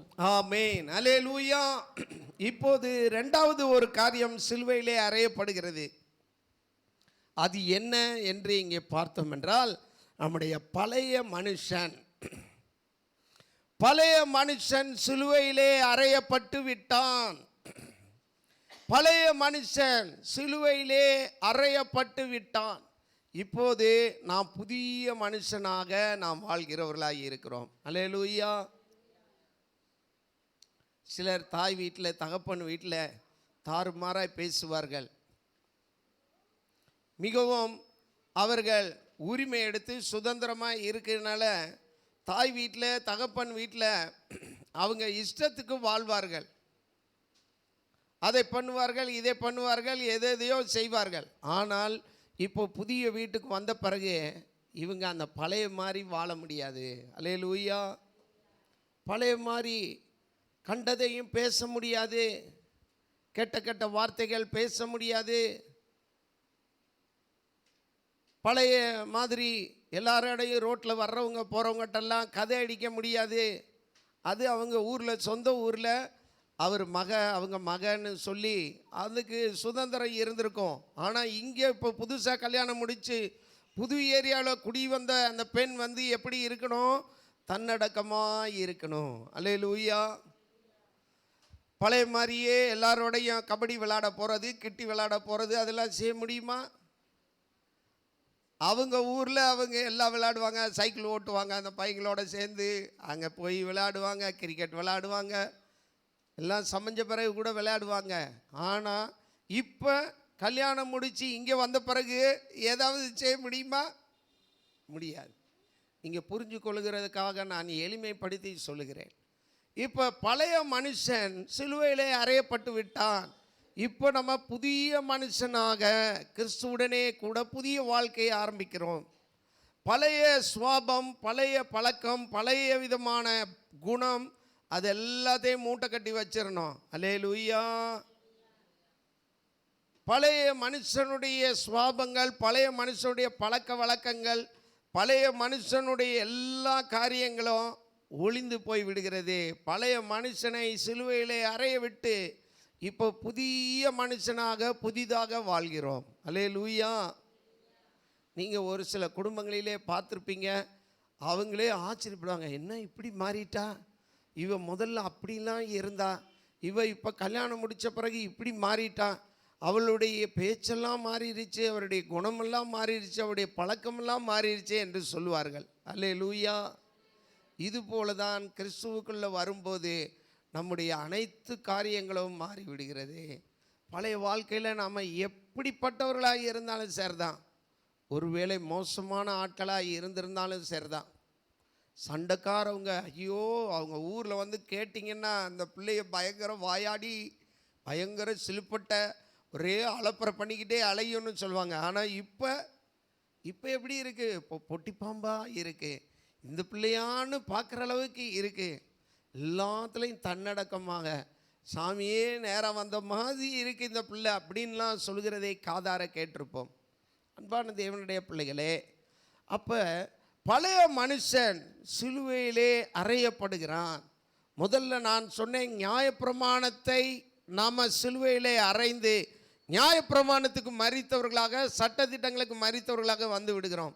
இப்போ பழைய மனுஷன் என்று சொல்லும்போது நமக்கு நாமே வைத்திருக்கக்கூடிய பலவிதமான பழக்க வழக்கங்கள் அதெல்லாத்தையும் நம்ம சிலுவையில் அறைந்து விடுகிறோம். இப்போ கிறிஸ்துவுக்குள்ளே வரும்போது ஒரு புது வாழ்க்கை, இதுக்கு தகுந்தபடி நம்ம போகிறோம். அல்லேலூயா. கல்யாணம் முடித்த பிறகு எத்தனை பேர் அட்ஜஸ்ட் பண்ணுறாங்க பாருங்கள். வீட்டில் அக்கா தங்கச்சி அட்ஜஸ்ட் பண்ணியிருக்க மாட்டாங்க, ஆனால் இங்கே வந்து குட்டி நாத்தனாவுக்கு அட்ஜஸ்ட் பண்ணணும், பெரிய நாத்தனாக்கு அட்ஜஸ்ட் பண்ணணும், மச்சானுக்கு அட்ஜஸ்ட் பண்ணணும், கொழுந்தனுக்கு அட்ஜஸ்ட் பண்ணணும். ஐயையோ எங்கள் கொழுந்தனுக்கு தோசை சுட்டு கொடுத்தாதான் இத்தனை மணிக்கெல்லாம் தோசை சுட்டு தரணும், எல்லாத்தையும் செய்வாங்க. எல்லா அட்ஜஸ்ட்மெண்ட்டும் வந்துடும். ஐயோ எங்கள் மாமியாருக்கு இதெல்லாம் பிடிக்காது, இப்படி இருக்கலாம் பிடிக்காது, இப்படி இருக்கிறது தான் பிடிக்கும். அதுக்காக அந்த புது வாழ்க்கையை அவர்கள் ஏற்றுக்கொள்வார்கள். அல்லேலூயா. அன்பான தேவனுடைய பிள்ளைகளே, கிறிஸ்துவுக்குள்ளே வரும்போது இந்த சிலுவையின் உபதேசம் என்ன சொல்கிறது என்றால், பழைய மனுஷனை நம்ம அறைந்து விடுகிறோம், புது மனுஷனாய் மாறி விடுகிறோம். ஒருத்தர் மோசமான கெட்ட குணம் படைத்தவராக இருந்திருக்கிறார் என்று வைத்து கொள்ளுங்க, அவங்க கிறிஸ்துவுக்குள்ளே வந்த உடனே நல்லவர்களாக மாற்றப்படு விடுகிறார்கள். அல்லேலூயா. பாவமான காரியங்கள் செய்கிறவர்களாக, திருடுகிறவர்களாக, கொள்ளையடிக்கிறவர்களாக இருக்கிறவர்கள் கிறிஸ்துவுக்குள்ளே வந்த உடனே பூராமே புதிதாக மாறிவிடுகிறது. அல்லேலூயா. மோசமான விபச்சாரம், வேசித்தனம், பாவமான காரியங்கள் செய்கிறவர்களாக இருந்தவர்கள் கிறிஸ்துவுக்குள்ளே வந்த உடனே அது எல்லாத்தையும் நீக்கிவிட்டு புதிதாக மாறிவிடுகிறார்கள். அல்லேலூயா. ஒரு பழைய வீடு எப்படி அதை புனரமைக்கிறார்கள், அதை எப்படி மராமத்து பார்க்கிறார்கள், யோசித்து பாருங்கள். அந்த பழைய வீடில் அங்கே போனது இங்கே போனது உடஞ்சதெல்லாம் சரி பண்ணி, கீரலெல்லாம் சரி பண்ணி, புதுசாக ஜன்னலை வச்சு, புதுசாக எல்லாம் வச்சு, கடைசி எல்லாத்தையும் புதுசாக பெயிண்ட் அடித்து புதுசாக அழகாக ஆக்கின உடனே அந்த வீடு எப்படி மாறி விடுகிறது? அதே வீடு புது வீடாக மாறி விடுகிறது. அல்லேலூயா. இப்போ பழைய வீடு அடையாளமே தெரியாது. இப்போ நம்ம சர்ச்சை முதல்ல இருந்ததை யோசிச்சு பாருங்கள். மேலே இப்படி இருந்துச்சு, அப்படி இருந்துச்சு, கம்பி இருந்துச்சு, இப்படி இருந்துச்சு, ஐயோ வெக்கையாக இருந்துச்சு. இப்போ பார்த்தா அழகாக லைட்டு போட்டு, அழகாக ஃபேன் போட்டு, அழகாக நம்ம பார்க்குறக்கு மாறிடுச்சு. இதே போல தான் மனிதனுடைய வாழ்க்கையிலே கிறிஸ்துவுக்குள்ளே வரும்போது பழைய சுவாபங்கள், பழைய மனிதன் எல்லாம் சிலுவையிலே அறையப்பட்டு விடுகிறான். சிலுவையின் உபதேசம் என்ன சொல்கிறதுனா, ஒருவன் கிறிஸ்துவுக்குள்ளே வந்தா அவன் புது சிருஷ்டியாக இருக்கிறான், பழையவைகள் எல்லாம் ஒளிந்து போயின, எல்லாம் புதிதாயின. அல்லேலூயா. கைகளை உயர்த்துவோர் அல்லேலூயா சொல்லுவோம். நம்ம உலகம் வந்து நம்மளை வெறுத்திருக்கலாம், உலகம் நம்மளை ஒதுக்கி இருக்கலாம், உலகம் நம்மளை புறக்கணிச்சிருக்கலாம். ஐயையோ அவங்க மோசமான ஆள், அவங்களோடெல்லாம் பேச்சே வச்சுக்கிறக்கூடாதுன்னு சொல்லியிருக்கோம். ஆனால் இப்போ கிறிஸ்துவுக்குள்ளே வந்த உடனே கிறிஸ்து நம்மளை எப்படி ஆக்கிறார்னா புதிதாக மாற்றி விடுகிறார். நீங்களே பார்த்தீங்கன்னா, இப்போ ஒருத்தவங்க கிறிஸ்துவுக்குள்ளே வந்து தங்களை அர்ப்பணித்து விசுவாசத்தை அறிக்கையிட்டு ஞானஸ்நானம் பெற்று கிறிஸ்துவுக்குள்ளே புது வாழ்க்கையை பெற்ற உடனே அவங்க அழகுபடுத்தப்பட்டு மதிப்பு கூட்டப்பட்டு விடுகிறார்கள். அவங்க திரும்ப 15 வருஷம் கழித்து அவங்க முதல்ல குடியிருந்த ஏரியாவுக்கு அவங்க போனாங்கன்னா அவங்கள பார்க்குறவங்கலாம் ஆச்சரியப்படுவாங்க. அவளா இப்படி மாறிட்டா பாருப்பா, எப்படி மாறிட்டா, எப்படி ஆயிட்டா பாரு, எப்படி இருக்கா பாரு என்று சொல்லுவார்கள். அல்லேலூயா. அதனால தான் நாமும் அந்த கெட்டப்பை விடக்கூடாது. அல்லேலூயா. நீங்கள் கிறிஸ்துவுக்குள்ளே வந்ததுனால நீங்கள் புதுசாக பேக் வாங்கி போட்டுக்கிறணும். பேக்கு போடுறதுல எனக்கு பழக்கம் இல்லை பாஸ்டர்னா, நீங்கள் அது பழகிக்கிறணும். ஏன்னா பேகு இருக்கிறது நமக்கு தேவை. ஒரு தண்ணி பாட்டிலை வச்சுக்கிறலாம், ஒரு பைபிளை வச்சுக்கிறலாம், ஒரு மணி பர்ஸை வச்சுக்கிறலாம், ஒரு செல்ஃபோனை வச்சுக்கிறலாம். பேக்கெலாம் போட அசிங்கமாக இருக்கு பாஸ்டர், நாங்கள் கிராமத்தில் இருந்தவங்க இப்படியே தான் போவோம், இப்படியே தான் வரும். இப்போ கிறிஸ்துவுக்குள்ளே வரும்போது இதுக்குரிய காரியம் எல்லாம் மாறணும். அல்லேலூயா. இந்த சேலை தான் கட்டுவேன், இப்படி தான் கட்டுவேன், அப்படி தான் கட்டுவேன். இப்போ கிறிஸ்துவுக்குள்ளே வந்த உடனே அழகாக சேலை கட்டி அழகாக நம்ம மதிப்பு மிக்கவர்களாக மாறி நல்ல அருமையாக பேண்ட்டு போட்டு சட்டை போட்டு நல்ல வாட்ச் கட்டி நல்ல நம்மளுடைய தேவைகள் எல்லாம் சரி செய்து நம்ம போகிறவர்களாக இருக்கிறோம். அல்லேலூயா. இதுக்கு முதல்ல வாட்ச்லாம் தேவையில்லை, யாருக்கு நேரம் தேவை? நான் நேரத்தையே பார்க்க மாட்டேன், நான் போகிறது தான் நேரம்னா வர்றது தான் நேரம். இப்போ அப்படி இல்லை, எல்லாம் கரெக்ட் டைமுக்கு போகணும், டைமுக்கு வரணும். நேரம் ஆரம்பிச்சிருப்பார் பாஸ்டர், ஜெபத்தை நடந்து போகிறதுக்கு இவ்வளோ நேரம் ஆகும், வர்றதுக்கு இவ்வளோ நேரம் ஆகும். இது இத்தனை மணிக்கு போனால் பஸ்ஸை கரெக்டாக பிடிச்சிடலாம், இத்தனை மணிக்கு போனால் நம்ம வெயிட் பண்ண வேண்டிய தேவையில்லை, பஸ்ஸை விட வேண்டிய தேவையில்லை. இதுக்கு எல்லாத்துக்கும் வெயில் அடிக்குது, கொடையை எடுத்துகிட்டு போனோம்னா நல்லது. வரும்போது கொடையிலேயே நம்ம வந்துடலாம். வெயில் இப்போ கிறிஸ்துவுக்குள்ள வரும்போது வெயிலுனாலும் சரி மழைனாலும் சரி நான் நனைய மாட்டேன்ல, நான் வெயிலில் காய மாட்டேன்ல, வெயில் அடித்து கருப்பாக மாற மாட்டேன்ல. ஏன்னா கைக்குள்ளேயே பைக்குள்ளேயே கொடை இருக்கு. கிறிஸ்துவுக்குள்ளே வரும்போது அந்த பழைய மனுஷன் கொடைலாம் எடுக்க மாட்டேன், பக்கெட்லாம் எடுக்க மாட்டேன், வாட்ச்லாம் கட்ட மாட்டேன் அப்படின்றலாம் மாறி இப்போ எல்லாமே மாறிடுது. அல்லேலூயா. அதனால தான் நிறைய பேர் சொல்லுவாங்க, என்ன ஏசாமிகிட்ட போய் ஆளே மாறிடுச்சு, சினிமா நடிகை மாதிரி போகுது வருது, டீச்சர் மாதிரி பந்தா பண்ணுது, ஒன்றுமே படிக்க தெரியாது, அது போகிறது பாருங்கள், அது போட்டிருக்க பைய பாருங்கள் அப்படிலாம் சொல்லுவாங்க. நமக்கு தான் தெரியும். இப்போ இது ஒரு பக்கம். ஆண்டவருக்குள்ளே நம்ம வர்றதுனால எல்லாரும் நம்மை அங்கீகரித்து எல்லாருக்கும் முன்பாக ஆண்டவர் நம்மை மதிப்பு மிக்கவராய் மாற்றி விடுகிறார். அல்லேலூயா. எந்த பாகுபாடும் இல்லாதபடி இப்போது பழைய மனுஷன் சிலுவையிலே அறையப்பட்டு விடுகிறான். இப்போது அந்த பழைய சுவாபம், பழைய பழக்கம், பழைய குணம், பழைய விதமான வாழ்க்கை அதெல்லாம் சிலுவையில் அறையப்பட்டு விடுகிறது. இப்போ புது மனுஷனாக நாம் வாழ்கிறவர்களாக இருக்கிறோம். ஆகவே பாவத்துக்கு ஊழியம் செய்யாதபடி பாவ சரீரம் ஒளிந்து போகும்படியாய் அந்த பழைய மனுஷன் சிலுவையிலே அறையப்பட்டு விடுகிறான். அல்லேலூயா. மூன்றாவது ஒரு காரியத்தை நான் உங்களுக்கு சொல்லி நான் என்னுடைய வார்த்தையை சுருக்கி கொள்ளுகிறேன். கலாத்தியர்கள் நிருபம் 5ஆம் அதிகாரம் 24ஆம் வசனத்தை வாசிப்போமா? கலாத்தியர்கள் நிருபம் 5ஆம் அதிகாரம் 24ஆம் வசனத்தை வாசிக்க கேட்போம். மைக்கில் வாசி கேட்டோம்ப்பா, மைக் வச்சுருக்காங்க, ரெக்கார்டிங் ஆகிக்கொண்டு இருக்கிறது. கலாத்தியர் 5:24. கிறிஸ்துவினுடையவர்கள் தங்கள் மாம்சத்தையும் அதன் ஆசை இச்சைகளையும் சிலுவையிலே அறைந்திருக்கிறார்கள். அல்லேலூயா.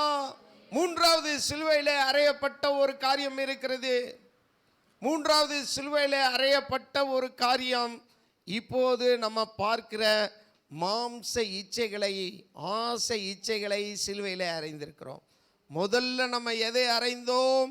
முதல்ல நியாயப்பிரமாணத்தின் சட்ட திட்டங்களை அறைந்தோம். இரண்டாவது எதை அறைந்தோம்? பழைய மனுஷனை அறைந்தோம். இப்போது மூன்றாவது எதை அறைந்திருக்கிறோம்? நம்முடைய மாம்சத்தையும் ஆசை இச்சைகளையும் அறைந்திருக்கிறோம். அல்லேலூயா. மனிதனுக்குள்ளாக 2 காரியம் இருக்கிறது. ஒன்று நல்ல காரியம், நல் மனசாட்சி என்று சொல்லப்படுகிற ஒரு காரியம், உள்ளம் என்று சொல்லுகிற இடத்திலிருந்து வெளிப்படுவது. இன்னொரு காரியம் இருக்குது, அது துர்மனசாட்சி என்று சொல்லப்படுகிற காரியம். துர்மனசாட்சி என்று சொல்லப்படுகிற காரியம் மனம், அறிவு, உணர்ச்சி, சித்தம் இவைகளிலே கிரியை செய்கிற காரியம். இது பாவமான காரியம். எப்படி ஒரு மனுஷனுக்கு 2 கை இருக்கிறது போல கெட்ட காரியமும் அவன் கூடயே இருக்கு, அவனுக்குள்ளேயே வளர்ந்து வருகிறது. சிறு பிராயத்தில் இருந்து மாம்சத்தின் கிரியைகள் உள்ளுக்குள்ளேயே இருக்கும். செய்யாதன்னு ஒரு மனசு சொல்லும், ஆனால் இன்னொரு மனசு செய்யி, அதனால ஒன்றும் இல்லை, யாரும் தான் பார்க்கலல்ல அப்படின்னு சொல்லும். எடுக்காதன்னு ஒரு மனசு சொல்லும், அந்த அம்மா தான் அங்கே போய் சில்லறை வாங்க போயிருக்குல்ல, 2 கத்திரிக்காய் வத்திக்கு உள்ளே போட்டுக்குருவோன்னு போட சொல்லும் இன்னொரு மனசு. இதெல்லாம் எதை காட்டுகிறது என்றால் மாம்சத்தின் கிரியை. மாம்சம், நம்ம மாம்சம் உணர்ச்சிகள், ஐம்புலன்கள் நமக்குள்ளே இருக்கு. இந்த ஐம்புலன்களுக்குள்ள பலவிதமான காரியங்கள் கிரியை செய்து கொண்டே இருக்கும். அன்பான தேவனுடைய பிள்ளைகளே, உணர்ச்சிகளினாலே நிறைய பேர் தோத்து போனவர்கள் இருக்கிறார்கள். உணர்ச்சிகளுக்கு அடிமைப்பட்டவர்கள் இருக்கிறார்கள். உணர்ச்சிகளிலேயே வாழ்ந்து கெட்டு போனவர்கள் இருக்கிறாங்க. கொஞ்சமாவது எனக்கு அந்த சாராய நாத்தம் வேணும், கொஞ்சமாவது எனக்கு அந்த வாசனை இருக்கணும், அப்போ தான் கை நடுங்காமல் வேலை பார்க்க முடியும். இல்லாட்டி கை நடுங்குமா. கொரோனாவில் கையா நடுங்கிச்சு, உயிர் நடுங்குச்சு. அப்போ குடிச்சியா? ஒரு கடை திறக்கலை, கையில் காசும் இல்லை, பாட்டில் எங்கே விற்கவும் இல்லை. அப்போல்லாம் ஒழுக்கமாக இருந்தார். இப்போ வந்து எனக்கு குடிக்காமல் இருக்கவே முடியாது, குடித்தாதான் மோசன் போகும், சிகரெட்டு குடித்தாதான் மோசன் போகும். எத்தனை நாள் போகாமல் இருக்கு பார்த்துருவோமே, குடிக்காமல் இருங்க, அதெல்லாம் போகிறது போய்த்தான் ஆகும். இப்படி மனிதன் பல சாக்கு போக்குகளை சொல்லிக்கொண்டு இருக்கிறார். மாம்சத்தையும் அதன் ஆசை இச்சைகளையும் பெரிதாக வைத்து கொண்டு, ஐயோ எனக்கு ஒரு 100 பூவாவது தலையில் வாங்கி வச்சிடணும், அது ஒரு கலர், அந்த கலரில் போனோம் அப்படியே.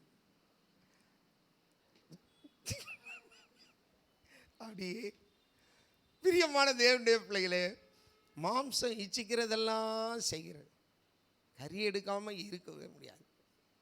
இருக்கிறது 10 லட்ச ரூபா கடை, ஆனால் கறி எடுக்காமல் இருக்கவே முடியாது. கறி கடைகிட்ட போய் நின்றுட்டு ஏற்கனவே பாக்கி இருக்கு, அப்புறம் என்ன வந்து நிற்கிறீங்க, ஒரு 100 கறி கொடுங்க, அதோட சேர்த்துக்குங்க. அந்தாலே சொல்லுவார், இவ்வளோ கடனை வச்சுட்டு உங்களுக்கு கறி வேணுமா, கறி கேட்குதாக்கும் அப்படின்வார் கடைக்காரர். ஆனாலும் அவர் பக்கத்தில் போய் நின்று கொஞ்சம் கொஞ்சமாக நின்று 4 பேர் வரும்போது பேசவே மாட்டாங்க, திரும்பிக்கிடுவாங்க. அந்த கடையில் கறி வாங்கிட்டு மற்றவங்களாம் போன பிறகு, அண்ணே புதன்கிழமை ரூபா வந்துடும்ண்ணே, நான் தர்றேன், ஒரு 1/4 கிலோ கொடுங்கண்ணே. அப்படி வாங்கி தின்னணுமா யோசிச்சு பாருங்க. அவனே திட்டுவான், ஆனாலும் இந்த கறி கேட்குது இந்த நாய்க்கு, நாக்குக்கு, இந்த நாக்கு இந்த 2 இன்ச்சு தான், 2 இன்ச்சுக்கு அங்கிட்டு இறங்கிருச்சுன்னா ஒன்றுமே இல்லை. இந்த 2 இன்ச்சுக்குள்ளே தான் அந்த ருசி எல்லாமே. இந்த நாக்குக்கு கறி கேட்குது பாருங்க. கடன் 10 லட்ச ரூபா இருந்தால் கூட புது சேலை வாங்கி கட்டித்தான் ஆகணும், ஒயின் ஷாப்பில் போய் குடிச்சுத்தான் ஆகணும். எல்லாரும் புது வண்டி வாங்கி ஓட்டுறாங்க, நீ என்னடி இப்படியே சொல்கிற, நானும் புது வண்டி வாங்கி ஓட்டுவேன், கடனோட கடன் புது வண்டி வாங்கி ஓட்டுறாரு. எவ்வளோ நாள் ஓட்டுவார்? பெட்ரோல் போடுறதுக்கே வழி இல்லை, 2வது நாள் கூட பெட்ரோல் போட காசு இல்லை, புது வண்டி கேட்குதாக்கும் புது வண்டி. இதெல்லாம் என்னென்னா மாம்சமும் ஆசை இச்சைகளும் இச்சிக்கிறதை செய்கிறது. அன்பான தேவனுடைய பிள்ளைகளே, ஒருவன் கிறிஸ்துவுக்குள்ளே வரும்போது அவன் தன்னுடைய மாம்சத்தையும் ஆசை இச்சைகளையும் சிலுவையில் அறைந்து விடுகிறான்.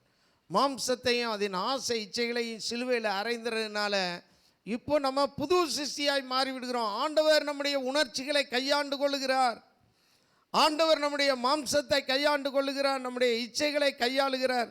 கிறிஸ்துவுக்குள்ளே வர்றதுனால இனிமே நம்ம எல்லாத்துலேயும் கட்டுப்பாட்டாக இருக்க கட்டுப்பாட்டின் ஆவியானவரை நமக்கு தந்து விடுகிறார். நம்முடைய மனசும் நம்முடைய மாம்சமும் இச்சிக்கிறதை நம்ம செய்யாதபடி நம்முடைய மாம்சத்தை ஒடுக்கி நம்ம ஆவிக்கு கீழ்ப்படுத்துகிறோம். அல்லேலூயா. கிறிஸ்துவுக்குள்ளே வர்றதுனால நம்ம ஜெயங்கொண்டவர்களாய் மாறி விடுகிறோம். நம்ம மனசு சொல்லும், கறி வாங்கி சாப்பிடு, கறி வாங்கி சாப்பிடு, கறி வாங்கி சாப்பிடு. இங்கே உடனே சொல்லும், கடன் இருக்குது, உனக்கு என்ன கறியா தேவை இருக்குது, இன்னைக்கு உபவாச ஜெபம், சாப்பாடே உனக்கு கிடையாது, உபவாசம் பண்ணி ஜெபம் பண்ணு.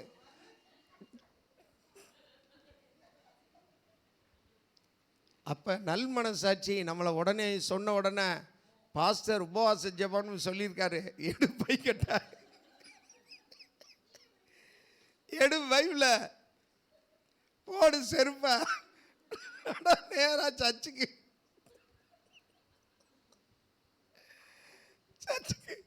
சர்ச்சுக்கு வந்து உட்காந்த உடனே வயிறு கப்ப கப்பன்னு பசிக்கும். உடனே இங்கிட்டு துர்மன சாட்சி சொல்லும், நல்லா ஒரு 100 கறியை வாங்கி நல்லா சமைச்சு போனதையும் சாப்பிட்ருக்கலாம், கடனை வச்சுக்கிட்டு கறி சாப்பிடக்கூடாது. இது சொல்லும், மாம்சத்தை ஜெயிக்கிறோம் பாருங்கள். கிறிஸ்துவுக்குள்ள வரும்போது நம்ம ஜெயிக்கிறதுக்கு ஆண்டவர் பலன் தருகிறார். கடன் வாங்காமல் வாழ கர்த்தர் நமக்கு உதவி செய்கிறார்.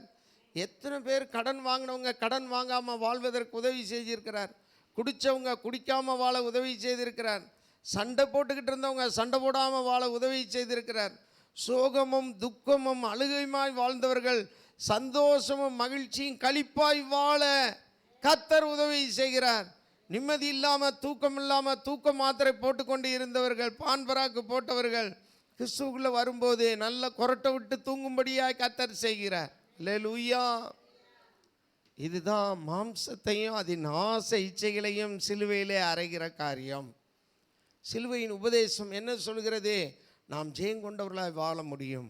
பாவத்தை விட முடியல, என்னைனால இதில் ஜெயிக்க முடியலன்னு தவிக்காதீங்க. கிறிஸ்துவுக்குள்ளே வாங்க, நீங்கள் ஜெயிக்கிறதுக்கு ஆண்டவர் உங்களுக்கு பலன் தருவார். ஏன்னா ஆண்டவரே உள்ளே வந்து தங்கி விடுகிறார். அல்லேலூயா. உள்ளே வந்து தங்கிறனால ஆண்டவர் நம்மை வழி நடத்துவார். உண்மையில் என் கண்ணை வைத்து உனக்கு ஆலோசனை சொல்லுவேன், நீ நடக்க வேண்டிய வழியை நான் உனக்கு காட்டுவேன்னபடி கிறிஸ்துவுக்குள்ளே வரும்போது இப்போ நமக்குள்ள 2 மனசாட்சி இருக்குன்னு சொல்கிறோம்ல, இந்த மனசாட்சின்ற சிங்காசனத்தில் ஆண்டவர் வந்து அமர்ந்து கொள்ளுகிறார். அவர் வந்து உட்காந்துட்டு அவர் நம்மை நடத்துகிறவராய் மாறிவிடுகிறார். அதனால தான் நம்ம ஜெயிக்க முடிகிறது. அவர் நமக்குள்ளே வந்து நமக்கு வேண்டிய சத்துவத்தையும் பலனையும் பாக்கியத்தையும் கொடுக்கிறார். நிறைய பேர் பல காரியங்களில் முகாமுக்கு போனோம், மாத்திரை போடுறோம், கையில் கயிறு கட்டுறோம், சிவப்பு கயிறை கழுத்தில் கட்டுறோம், கருப்பு கயிறை இடுப்பில் கட்டுறோம், வெள்ளை கயிறை காலில் கட்டுறோன்னு கயிறை கட்டிட்டு இதிலெல்லாம் ஜெயிச்சிடலான்னு நினைக்கிறாங்க. கயிறெல்லாம் ஜெயிக்க வைக்காது, கர்த்தர் தான் ஜெயிக்க வைப்பார். அல்லேலூயா. கடைசியாக 4வதாக ஒரு காரியத்தை நான் உங்களுக்கு சுருக்கமாக வேதம் அதை சொல்லியிருக்கனால நானும் சொல்லி முடிக்கிறேன். கடைசியாக கலாத்தியர் 6ஆம் அதிகாரம் 14ஆம் வசனம். கலாத்தியர் 6ஆம் அதிகாரம் 14ஆம் வசனத்தை வாசிப்போம். உன்னிடத்தில் நீ அன்பு கூறுவது போல பிறனிடத்திலும் அன்பு கூறுவாயாக என்கிற இந்த ஒரே வார்த்தையிலேயே நியாயப்பிரமாணம் முழுவதும் நிறைவேறும். 14ஆம் வசனம். கலாத்தியர் 6:14 வாசிமா. மைக்கில் வாசிக்கட்டும், மைக்கில் வாசிக்கட்டும்.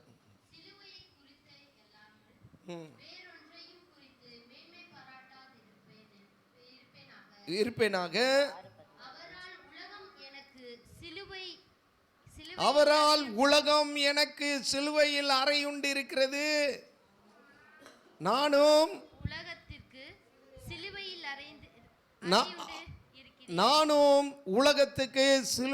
அறையுண்டு இருக்கிறேன். அல்லேலூயா. இங்கே சொல்லப்பட்டிருக்கிறது, நானோ நம்முடைய கர்த்தராகிய இயேசு கிறிஸ்துவின் சிலுவையை குறித்து அல்லாமல் வேறு ஒன்றையும் குறித்து மேன்மை பாராட்டாதிருப்பாங்க. அவரால் உலகம் எனக்கு சிலுவையில் அறையுண்டு இருக்கிறது, நானும் உலகத்துக்கு சிலுவையில் அறையுண்டு இருக்கிறேன். 4வதாக அறையப்பட்ட காரியம் என்ன தெரியுமா? இந்த உலகம் சிலுவையிலே அறையுண்டு இருக்கிறது. நம்ம கிறிஸ்துவுக்குள்ளே வரும்போது உலகம் சிலுவையிலே அறையுண்டு விட்டது. இப்போ நம்ம உலகத்துக்கு சிலுவையிலே அறையுண்டு இருக்கிறோம். இது எதை குறித்து சொல்லப்பட்டிருக்குன்னா, இந்த பிரபஞ்சத்துக்கென்று முறைகள், இந்த பிரபஞ்சத்துக்கென்று பலவிதமான காரியங்கள், குலத்துக்கொன்று கோத்திரத்துக்கொன்றுமாய் பலவிதமான சீர் சனத்துக்கள், பலவிதமான முறைமைகள், பலவிதமான காரியங்கள் வைத்திருக்கிறார்கள். எளிமைப்படுத்தி நான் உங்களுக்கு சொல்லுகிறேன், தாய்க்கு சோறு போடாதவன் செத்த பிறகு வாய்க்கு அரிசி போடுவான். பார்த்துருக்கீங்களா? உயிரோடு இருக்கும்போது சோறு போட மாட்டான். ஆனால் அந்த அம்மா அப்படி படுத்திருக்கோம், வாயில் அரிசியை போடுவான். உயிரோடு இருக்கும்போது காசு கொடுக்காதவன் நெத்தியில் போய் காசு வைப்பான். அது மட்டுமா, உயிரோடு இருக்கும்போது டீ குடிக்கணும்டா ஒரு 15 ரூபா கொடுறான்னா கொடுக்காதவன் செத்த பிறகு வாயில் பால் ஊற்றும். அந்த அம்மா குடிக்கவா போகுது? யோசிச்சு பாருங்க. தாய் தகப்பனுக்காக உயிர் கொடுக்காதவன் இப்போ போய் பெரிய தியாகி மாதிரி சட்டையை கழட்டிட்டு ரோட்டில் போவான், வருவான், எல்லாம் செய்வான். அதை எடுக்கிறோம், இதை எடுக்கிறோம், தண்ணி எடுக்கிறோம். பாவம் படுத்த படுக்கையில் இருக்கும். மூத்திரம் அள்ளி போட பொண்டாட்டிக்கிட்ட சொல்லாதவன் இப்போ வந்து குளிப்பாட்டுவான், எல்லாம் செய்வான், எல்லாம் பண்ணுவான். என்ன அதை செய்கிறேன், இது செய்கிறேன். முறைமைகள், பலவிதமான முறைமைகள், பலவிதமான முறைகள். இது எங்கள் ஜாதிக்கு இந்த முறைங்க, இப்படி தான் செய்யணும், அப்படி தான் செய்யணும். ஈரத்துணியோட இப்படி போகணும், அதை ஈரத்துணியோட இப்படி வரணும், இந்த மடியில் தான் வாங்கணும், விளக்க கொளுத்தணும், நெல்லை வைக்கணும், அரிசியை வைக்கணும், பயிரை அவிக்கணும், எல்லோரும் வச்சு சாப்பிடணும், இலையை போடணும், அவர் என்னென்ன சாப்பிட்டாரோ அதெல்லாத்தையும் வைக்கணும். எல்லாத்தையும் வைக்கிறேன்னு சொல்லி சாராயம் பாட்டிலையும் வைப்பா, 2 சுருட்டையும் வைப்பா. அவர் என்ன குடிக்க போகிறாரா? முறை. இது மாத்திரம் இல்லை, ஐயோ அவங்க வந்து அவங்க கைலாசம் போகணும், நல்ல விதமாக போகணும். அதனால எங்கே போகணுமா? அதனால் ராமேஸ்வரம் போகணும். ராமேஸ்வரத்துக்கு அவங்க மாத்திரம் போகக்கூடாதா? வேனு பிடிக்கணுமா? ஒரு 20 பேரை கூட்டு போகணுமா? 20 பேரை கூட்டு போய் அங்கே போய் ஐயர்கிட்ட போய் எல்லாத்தையும் சொல்லி எல்லாத்தையும் செய்யணும்னு அவர் ஒன்றுமே இல்லாததுக்கு டுபாக்கூர் வேலையெல்லாம் பார்த்து எல்லா காரியத்தையும் அதை செய்கிறேன். நீங்கள் வந்து 10,000 ரூபா செலவுலையும் 10,000 ரூபா செலவு பண்ணாத, இல்லாட்டி அவங்க திரும்ப வீட்டுக்கு வந்து உங்களுக்கு கஷ்டத்தை உண்டு பண்ணுவாங்க. வீட்டுக்கு வந்து கஷ்டத்தை உண்டு பண்ணுவாங்க. செத்தவங்களுக்காக திதி என்றும் 30 நாள் விசேஷம், 40 நாள் விசேஷம்னு பல காரியம். வெள்ளச்சிலே கட்டு, வெளியே வராத, வீட்டுக்குள்ளேயே இரு, நல்லது போலதுக்கு போகக்கூடாது, நீ இனிமேல் லாய்க்கே இல்லை, வீட்டுக்குள்ளேயே தான் இருக்கணும், விதவை ஆகிட்டேன். இதெல்லாம் முறைமைகள். இது பரவாயில்ல. அந்த காலத்தில் செத்தவங்களை புருஷன் செத்து சுடுகாட்டில் போய் அடுப்பில் போடும்போது இந்த புருஷனோட சேர்ந்து பொண்டாட்டியும் தள்ளி விட்டுருவாங்க. அந்த அம்மா தப்பிச்சு வந்தால் கூட பிடிச்சு உள்ளே தள்ளி துணிமணி எரிஞ்சு கடைசி அந்த அம்மாவும் எரிஞ்சு செத்து போகும். இதெல்லாம் இந்தியாவில் இருந்துச்சு. உடன்கட்டை ஏறுதல், முறைமைகள், இந்த உலகத்துடைய காரியங்கள், மொட்டை எடுக்கிறது, அதை எடுக்கிறது, இதை எடுக்கிறது என்று. அன்பான தேவனுடைய பிள்ளைகளே, மாமன் சீரு, அந்த சீரு, இந்த சீருன்னு ரோட்டு முக்கில் நின்றுட்டு பித்தால் அண்டாவை முதல்ல அவர் வந்து கொடுப்பாரு. அப்புறம் இவங்க வச்சுருந்து இவங்க அடுத்த வீட்டுக்காரவங்களுக்கு இவங்க கொடுப்பாங்க. இப்படியே அண்டா வந்து கடையில் இருந்து வராது, இப்படியே சுற்றிக்கிட்டே இருக்கும். இந்த அண்டாவை நம்ம எங்கே பார்த்தோமே, போன வாரம் தான் இது இங்கே வந்துச்சு, இந்த வாரம் அங்கே போகுது. ஐயோ, தாய் வீட்டு சீரு, தாப்பன் வீட்டு சீரு, மாமன் வீட்டு சீருன்னு சொல்லி வட்டிக்கு வாங்கி தவணைக்கு வாங்கி, வட்டிக்கு வாங்கி தவணைக்கு வாங்கி, ஒன்றுமில்லாத பெட்டிக்கடை மாதிரி ஆயிடுச்சு இன்றைக்கி குடும்பங்கள்.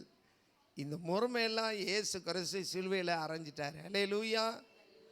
உலகம், பிரபஞ்சத்துக்குரிய காரியங்கள் இனிமேல் நமக்குள்ளே இல்லை. கிறிஸ்துவுக்குள்ளே நம்ம வந்துட்டோம். இருந்தால் செய்வோம், இல்லைன்னா விட்டுருவோம், அவ்வளோதான்.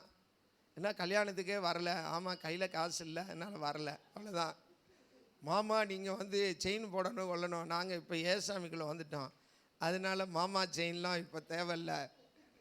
அதுலேயும் எல்லா காரியத்துலேயும் கணக்கு பண்ணி 101 ரூபா, 1001 ரூபா. என்னென்னா அவங்க 1000 ரூபா செஞ்சாங்க, அதுக்கு 1 ரூபா வட்டி. அதில் விவரமானவங்க 400 ரூபாயே செய்வாங்க. எதுக்கு 400 ரூபா செய்கிறீங்க?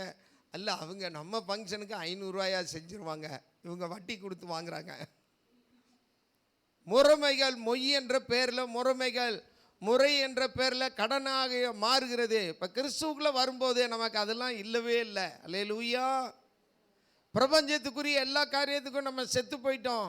சிலுவையிலே அறையுண்டது உலகம், சிலுவையிலே அறையப்பட்டு விட்டது. நானும் உலகத்துக்கு சிலுவையிலே அறையுண்டு இருக்கிறேன். அல்லேலூயா. நன்றாக கவனிங்க. 4வது காரியம், இந்த பிரபஞ்சத்துடைய உலக களியாட்டுக்கள் எல்லாம் இஷ்டத்துக்கு ஜாலியாக. சாயங்காலம் ஆயிடுச்சுல, நம்ம அப்படியே தெப்பக்குளத்துக்கு போவோம், அப்படியே சுண்டல் வாங்கி தின்னுவோம், அப்படியே போய் சுடுதண்ணி வாங்கி குடிப்போம், சுக்குமல்லி காப்பி குடிப்போம். இப்படிலாம் பலவிதமான களியாட்டு. பிரபஞ்சத்துக்குரிய காரியம். ஞாயிற்றுக்கிழமை சாயங்காலம் ஹோட்டலில் தான் சாப்பிடணும், வீட்டில் சமைக்கக்கூடாது, வீட்டில் சாப்பிடக்கூடாது. பிரபஞ்சத்துக்குரிய காரியம். பிரபஞ்சத்துக்குரிய காரியங்களிலே, அநேக காரியங்களிலே மக்கள் மூழ்கி போய் பிரபஞ்சத்தினாலேயே நிறைய பேர் பாழாகி போனார்கள். இப்போ புதுசாக இந்த இடத்துல கை திறந்துருக்கு. இந்த இடத்துல எதுக்குங்க? துணி பத்தலை, அதனால் தைக்காமல் விட்டார. இருக்கிற துணியை வெட்டி வெட்டி இங்கே ஓட்ட, அங்கே ஓட்ட, இங்கே ஓட்ட, எல்லாம் ஓட்ட. ட்ரெஸ் எல்லாம் பார்த்தா இப்போல்லாம் அவங்க ட்ரெஸ்ஸு போட்டிருக்காங்களான்னு நினைக்கிற மாதிரி இருக்குது. உண்மையிலேயே கொசுவலை மாதிரி இருக்கதே ட்ரெஸ்ஸை போட்டு பிரபஞ்சத்துக்குரிய. வீட்டில் பூந்தொட்டி வளர்க்குறதுக்கு மேலே மண்டையில் முடியை பூந்தொட்டி மாதிரி வளர்க்குறான். சுற்றி முடியே இல்லாமல் மண்டையில் மேலே மாத்திரம் முடி. பிரபஞ்சத்துக்கு ஒத்த வேஷம். பிரபஞ்சத்துக்கு ஒத்த வேஷம் தரிக்கக்கூடாது. பிரபஞ்சம் நமக்கு சிலுவையில் அறையிண்டு இருக்கிறது. இன்னைக்கு கிறிஸ்துவுக்குள்ளே வந்துட்டோமா, எல்லாம் நேர்மையாக, அன்பாக, ஒழுக்கமாக, எல்லாமே ஒழுங்காக, எல்லா காரியத்திலையும் அழகாக, மதிப்பு மிக்கதாக, தெய்வ பிறவியை போல காட்சி அளிக்கும்படியாக நம்ம இருக்கணும். பிறர் இடறுவதற்கு ஏதுவாய் நம்ம இருக்கவே கூடாது. ஏன்னா உலகம் எங்கே ஆயிருக்கு? சிலுவையிலே அறைண்டு இருக்கிறது. நம்மகிட்ட உலகத்துக்குரிய ஒன்றுமே இருக்கக்கூடாது. இயேசு சொன்னார், இதோ இந்த பிரபஞ்சத்தின் அதிபதி வருகிறான், அவனுக்குரியது ஒன்று என்னிடத்தில் இல்லை என்று சொன்னார். அந்த மாதிரி நம்ம இருக்கணும். உங்களில் யாராவது என்னை குற்றம் சாட்ட முடியுமான்னு இயேசு கேட்டார். நம்ம அப்படி தான் இருக்கணும். யாராவது ஏதாவது என்னை குற்றம் சாட்ட முடியுமா? யாரோ ஒருத்தர் ஏதோ குற்றம் சொன்னாங்கன்னா நம்மக்கிட்ட குறை இருக்குன்றதை பார்த்து அதை உடனே சரி செஞ்சிடணும். அல்லேலூயா. குறை இல்லாமல், பழுதற்ற, கரை திரையற்ற பரிசுத்த கன்னிகளாய் நாம் கர்த்தரிடத்திலே போகணும். அதுக்கு தான் கர்த்தர் நம்மை எதிர்பார்க்கிறார். பிரியமான தேவனுடைய பிள்ளைகளே, பிரபஞ்சம், உலகம் சிலுவையிலே அறையுண்டு இருக்கிறது. நானும் உலகத்துக்கு சிலுவையில் அறையுண்டு இருக்கிறேன்.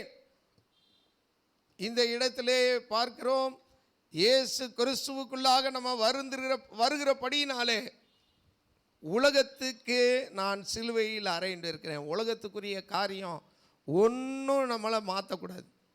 இந்த பெண்களுடைய சட்டையில் பார்த்தீங்கன்னா கை திடீர்னு கீழே இறங்கும், அப்புறம் அப்படியே கை அப்படியே மேலே போகும், அப்புறம் இங்கே வந்துடும், அப்புறம் இப்படி பூஜா கை வரும், கை இறங்கும், கீழே ஏறும். ஆண்களுடைய பேண்ட்டை பார்த்தீங்கன்னா திடீர்னு யானைக்கால் மாதிரி இருக்கும், திடீர்னு கோழிக்கால் மாதிரி ஆயிரும். இப்போ எல்லாம் சித்தால் கொத்தனார் மாதிரி இவ்வளோக்கு தான் பேண்ட்டு போடுறாங்க. சித்தால் கொத்தனாருங்க அந்த காலத்தில் அலிபாபா போட்ட மாதிரி இங்கெல்லாம் லூஸாக இருக்கும், அங்கே வந்து டைட்டாக போய் எதுக்குங்க சிமெண்ட் கலக்க போகிற? சிமெண்ட் கலக்க போகிறதுனால இவர் சிமெண்ட் கலக்கும் போது பேண்ட்டில் பற்றக்கூடாதுன்றதுக்காக பேண்ட் அப்படி தைச்சிருக்காரு. இருக்க துணியெல்லாம் வெட்டி இப்படி தைச்சிடுறாங்க. இந்த இந்த இடத்துல மாத்திரம் பபூன் மாதிரி டைட்டாக இருக்கும், இங்கே பூரா லூஸாக இருக்கும். நடந்து வந்தால் பபூன் அந்த மாதிரி.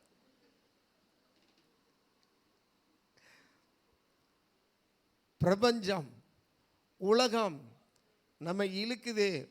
வாலிப தம்பி தங்கச்சி, நீங்கள் அதில் போகவே கூடாது, அதில் ஈடுபடவே கூடாது. அன்பு சகோதரனே சகோதரியே, நீங்கள் உங்களுக்குன்னு ஒரு ஸ்டாண்டர்டு ஐஎஸ்ஐ, அந்த ஸ்டாண்டர்டை நீங்கள் மெயின்டைன் பண்ணணும்.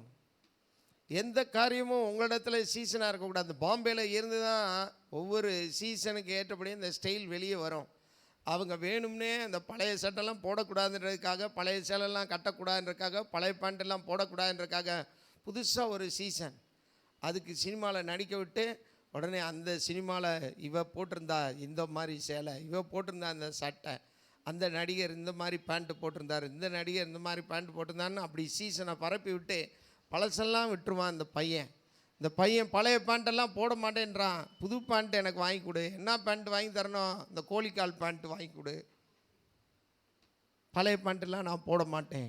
அன்பான தேவனுடைய பிள்ளைகளே, இந்த உலகம், பிரபஞ்சம் சிலுவையிலே அறையுண்டு இருக்கிறதே. நானும் சிலுவையிலே அறையுண்டு இருக்கிறேன், உலகத்துக்காக சிலுவையில் அறையுண்டு இருக்கிறேன் என்று நாமும் இருக்க வேண்டும். நம்ம எல்லாரும் இருக்கிற இடத்துல எழுமின்று ஜெபிப்போமா?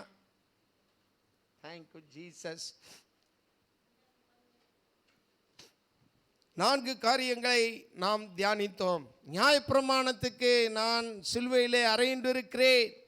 2வது, பழைய மனுஷனை நான் சிலுவையிலே அறைந்திருக்கிறேன். 3வது, நம்முடைய மாம்சத்தையும் ஆசையின் இச்சைகளையும் சிலுவையிலே அறைந்திருக்கிறேன். 4வது, உலகத்தை நான் சிலுவையிலே அறைந்திருக்கிறேன். இது எதுவும் என்னிடத்தில் பலிக்காது. நாம் ஜெபிப்போம். அன்பின் தகப்பனே, சிலுவையை பற்றிய உபதேசத்திலே சிலுவையிலே அறையப்பட்ட இந்த 4 காரியங்கள் என்னுடைய வாழ்க்கையை நான் அறிந்திருக்கிறேன் என்ற எண்ணத்தோடு கிறிஸ்துவுக்குள்ள புது வாழ்க்கை வாழ ஒவ்வொருவருக்கும் உதவி செய்வீராக. இப்போதும் அந்த சிலுவை தியான கூட்டத்துக்கு வந்த இவர்களுக்கு இந்த சத்தியத்தினாலே விடுதலையை தாரும். இவர்கள் நல்ல கணவனோடு வாழ்கிற ஒரு நல்ல மனைவியாக, நேசராகிய உம்மோடு உடன்படிக்கை செய்து உம்மோடு வாழ்கிற ஒரு மகிழ்ச்சியான வாழ்க்கையை வாழட்டும் அப்பா. ஒவ்வொருவருக்கும் உதவி செய்யும். பல தேவைகளோடு வந்திருக்கிறார்கள் ராஜா. அவர்கள் தேவைகள் சந்திக்கப்படுவதாக. புதிதாய் வந்தவர்களுக்கு என்னென்ன தேவைகள் இருக்கிறதோ தேவைகளை தாரும். அவர்கள் மனம் புதிதாகட்டும் அப்பா. மனதிலே இருக்கக்கூடிய குழப்பங்கள், வளர்ச்சி குன்றின காரியங்கள் சரியாவதாக. இயேசுவின் நாமத்தினாலே மனம் சுகமடைவதாக, சரீரம் சுகமடைவதாக, பலவீனங்கள் மறைந்து போவதாக இயேசுவின் நாமத்தினாலே. கடன் பிரச்சனையிலே அநேகர் மூழ்கி கொண்டு இருக்கிறாங்க ராஜா. கடனிலிருந்து அவர்களை மாற்றுவீராக. நீர் ஐஸ்வர்ய சம்பன்னர். ஒவ்வொருவருடைய தேவைகளையும் சந்திப்பீராக. குடும்பத்திலே சமாதானத்தையும் சந்தோஷத்தை தாரும் ஆண்டவரே. மன நிம்மதியும் அமைதியும் தாரும். ஒவ்வொரு குடும்பத்துக்கும் உதவி செய்யும். படிக்கிற பிள்ளைகளை ஆசீர்வதிங்க. கல்வி தேவைகளை சந்திங்க ஆண்டவரே. இந்த தேர்வு காலத்தில் விசேஷித்த ஞானத்தை தந்து ஒவ்வொருவரையும் வழி நடத்தும். வந்து ஒவ்வொருவரையும் ஆசீர்வாதத்தோடு அனுப்புங்க. தேவனுடைய ஊழியக்காரனாகிய எனக்கு நீர் கொடுத்த அதிகாரத்தின்படி இதை பார்த்து கொண்டிருக்கிற, இதை கேட்டு கொண்டிருக்கிற ஒவ்வொருவரையும் கர்த்தர் நீர் ஆசீர்வதிக்கும்படியாக உம்முடைய நாமத்தினாலே நானும் ஆசீர்வதிக்கிறேன். இவர்கள் கோடா கோடியாய் பெருகுவார்களாக. இவர்கள் மூலமாய் ரட்சிப்பின் நதி ஜீவ நதியை போல பாய்வதாக. மகிமையின் ஒளி, ரட்சிப்பின் ஒளி இந்த இந்தியா முழுவதும் பரவுவதாக என்று சொல்லுகிறேன். உலகம் முழுவதும் இவர்கள் மூலமாக கிறிஸ்துவின் நற்கந்தம், அறிவின் வாசனை, ஜீவ வாசனை வீசுவதாக என்று சொல்லி நான் ஆசீர்வதிக்கிறேன். வந்த ஒருவரையும் ஆசீர்வாதத்தோடு அனுப்பும். இயேசு கிறிஸ்துவின் நாமத்தில் ஜெபம் பண்ணுகிறோம் எங்கள் நல்ல பிதாவே, ஆமென். என் ஆத்துமாவே கர்த்தரை ஸ்தோத்திரி, என் முழு உள்ளமே அவருடைய பரிசுத்த நாமத்தை ஸ்தோத்திரி. என் ஆத்துமாவே கர்த்தரை ஸ்தோத்திரி. கர்த்தர் செய்த சகல உபகாரங்களையும் மறவாதே. ஆமென். நம்முடைய கர்த்தராகிய இயேசு கிறிஸ்துவின் கிருபை, பிதாவாகி தேவனுடைய அன்பு, பரிசுத்த ஆவியானவருடைய அந்நியோன்ய ஐக்கியம், பாதுகாப்பு, பராமரிப்பு, வழி நடத்துதல் இன்றும் என்றும் சதா காலமும் நம்மோடும் நம்முடைய வீட்டார் அனைவரோடு கூட என்றென்றேக்கும் இருப்பதாக.